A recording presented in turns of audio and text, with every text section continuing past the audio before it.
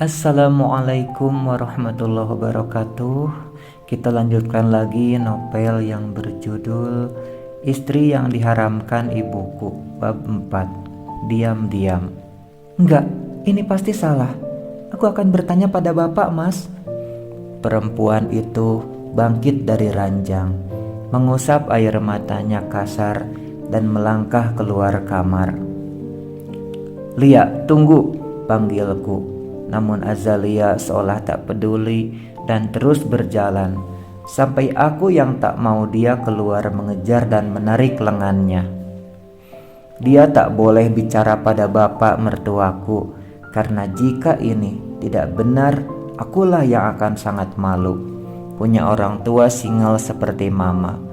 Mereka bahkan tak saling mengenal satu dengan yang lain. Mereka juga tak pernah saling bicara. Jadi mana mungkin ini benar?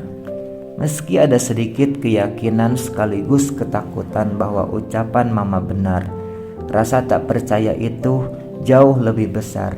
Ini terlalu tidak mungkin. "Tunggu," ku cengkeram lengannya kuat. "Au!" perempuan itu mengaduh, dan barulah aku sadar kalau perbuatanku telah menyakitinya. Segera ku lepaskan genggaman itu dan memeluknya, kembali menguncinya, bukan hanya agar pikiran Azalia tenang, tapi juga untuk mengunci tubuhnya agar tak bisa bergerak kemana-mana. "Kamu harus tenang sayang, aku janji akan mendapat jawaban tentang semua ucapan mama," ucapku menenggelamkan kepala wanita itu ke dada bidang milikku, berharap tangisnya segera mereda dan mau berpikir jernih. Dengan begitu kami bisa saling bicara. Ya, bagaimana kami bisa bicara dan menjalin komunikasi yang baik kalau pikiran Azalia sedang tak karuan begini? Azalia tak menjawab. Dia hanya menangis sejadi-jadinya di pelukanku. Aku tahu betapa khawatirnya dia. Kalau benar kami adalah saudara, kami saling mencintai, melakukan akad nikah dan malam pertama kami. Aku sendiri yang ketakutan bukan hanya apa yang telah terjadi, melainkan betapa sakitnya jika aku harus berpisah dengan perempuan yang paling kucintai di dunia ini. Kali ini kubiarkan dia menangis sambil mengusap pelan rambutnya. "Percayalah Lia, aku sangat mencintaimu. Aku tak akan diam saja dengan ini. Aku janji akan menemukan solusi agar semua tetap baik-baik saja." Aku menghela napas panjang. "Tolong jaga martabat Mas di depan keluarga kamu sayang, terutama bapak. Aku gak mau kesalahpahaman ini akan membuat mereka menganggap keluargaku semakin buruk. Sudah cukup mama terlihat jelek dengan perangainya.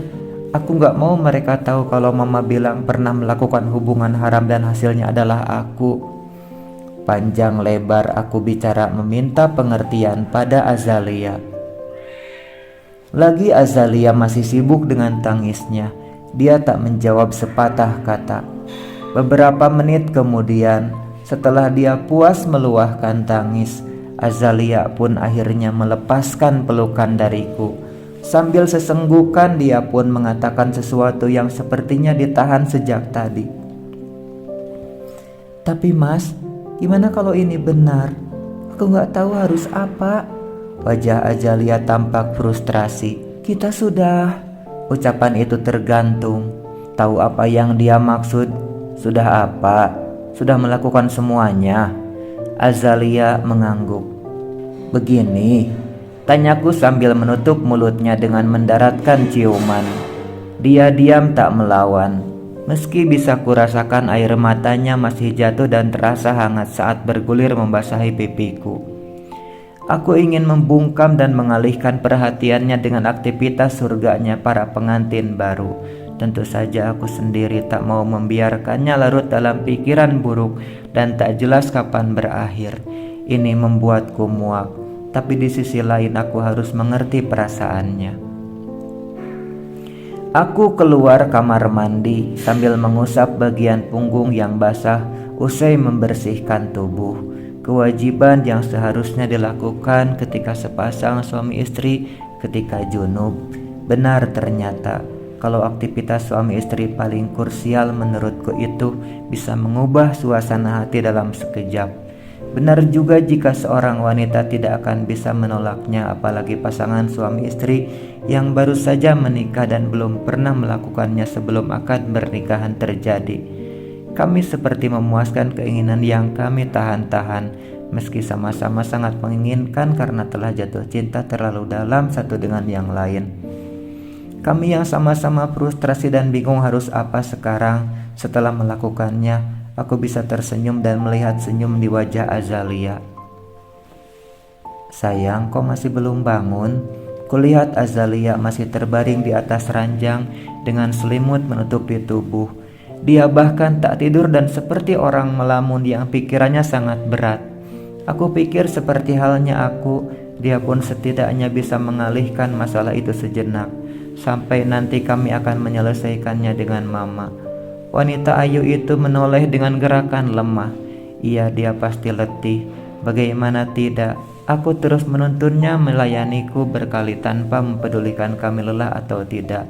Entahlah, aku sendiri juga tak mengerti kenapa bisa begini. Andai bisa mengendalikannya. Nyatanya sifat normalku sebagai pria tak bisa mengekang itu. Makanya selama ini aku menjaga jarak demi melindungi kehormatanku dan Azalia sebelum pernikahan terjadi. Itu kenapa aku bisa mengatakan secara tegas, bohong kalau orang-orang yang pacaran tidak melakukan apapun. Apalagi jika mereka sama-sama normal. Ketika mereka bertemu, hasrat mereka pun bertemu. Tak ada yang bisa mengendalikannya, apalagi kalau mereka sama-sama normal dan punya kesempatan bersepi-sepi. "Mandilah, gak enak kelamaan di kamar." "Ya, walau tahu bapak dan ibu pasti maklum. Kita kan pengantin baru," Azalia mengucap sembari bangkit. Mendengar jawabannya aku malah tertawa. Aku pikir dia akan tertekan dan tak bisa diajak bicara saat menangis tadi. Tapi sekarang dia bahkan melontarkan hal lucu padaku. Aku keluar kamar lebih dahulu. Ibu mertua langsung menyambut dan memintaku kembali ke meja makan karena tadi memang sarapan kami terganggu oleh panggilan yang masuk ke ponsel Azalia. "Jadi mau ke Jakarta hari ini?" tanya ibu seiring langkah kakiku. "Ah iya bu, sekalian mau mampir tempat Afif," aku menyahut. "Yah, untungnya kami ada rencana ke Jakarta hari ini. Walau awal mula niatnya tidak untuk ketemu mama, tapi setelah mendengar pernyataan mama yang mengejutkan, kami pun memutuskan untuk bertemu dan juga diam-diam melakukan tes DNA untuk membuktikannya. Mana bisa aku membiarkan hal ini? Aku ingin sekali membanting hasil tes DNA negatif di depan mama dan mengatakan padanya kalau semua usahanya memisahkan aku dan Azalia akan sia-sia.